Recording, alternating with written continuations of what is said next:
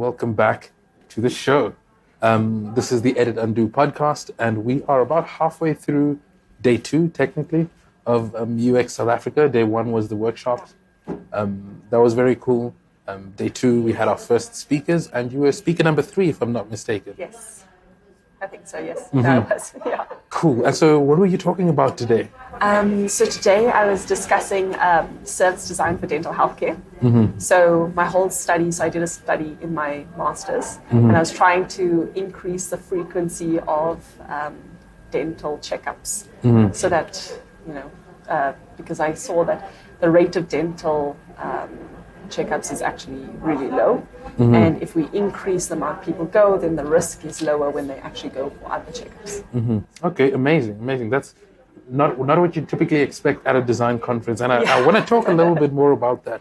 But I realize I forgot to introduce you. So it's Aalia Coovadia. Yes.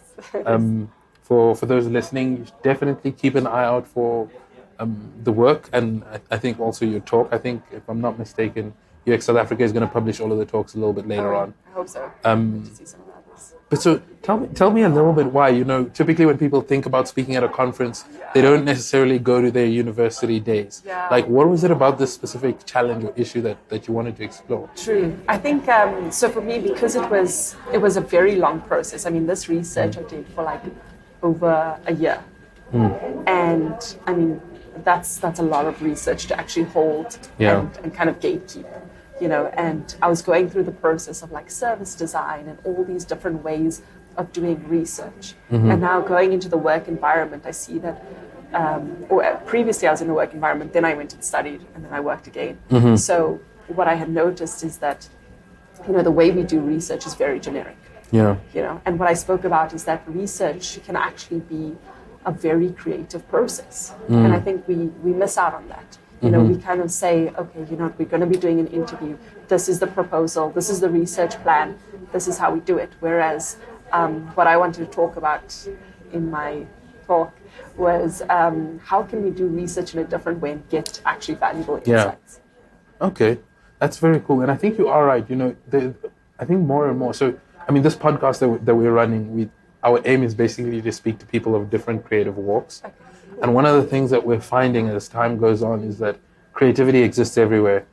Everywhere. Like, from the things that seem the most analytical and structured, you will meet a person that will just absolutely destroy that sort of preconceived notion. Exactly, yeah. Like, I saw this study where like people wanted to gauge where a group of people were from in this area. And what they did was they just held a map. They held a map in the middle of the street, and people came and they just pinpointed where they were from. Nice. And it was interactive, but it's research. What they got out of that was the insights that they needed, rather than going to people and saying, hi, I'm so-and-so, I'm from this person, and like, where are you from? The person is actively going and interacting with this map. And then, because I think if you, like in a structured interview, it's almost like the participant's mind is also like in a almost like clinical structured kind of environment, while something like that feels a little bit more natural, a little bit more organic. Yeah, like they just want to go ahead and do this rather than like them specifically thinking, oh no, if I tell you I'm from this country, then you might have preconceptions. No, they are making the decision. Yeah, that's very cool. And so tell me, like, when you're not speaking at conferences, what do you spend your time doing? Is it a day job, your own sort of side hustle? What does that look like? I'm a UX designer for Discovery, and I also am part of Ladies That UX in Cape Town. So that's really cool. So we host events for ladies, just to kind of share the knowledge and network, which is great. And other than that, I think from this conference, like, it's really great listening to the other speakers and that. So possibly there'll be more.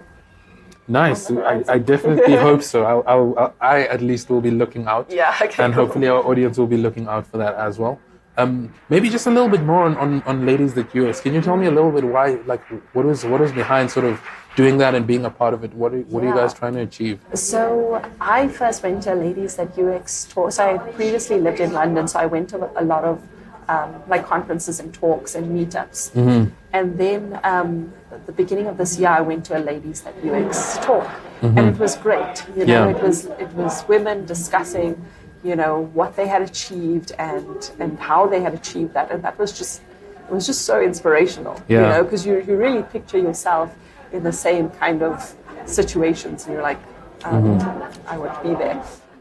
And so I thought, you know what, if I gained this out of these talks, I'm sure other people would. So I just decided to join the organization, and yeah, it's been great. Amazing. Aalia, thank you so much for your time. Thank you so much. And for everyone listening, we'll catch you later.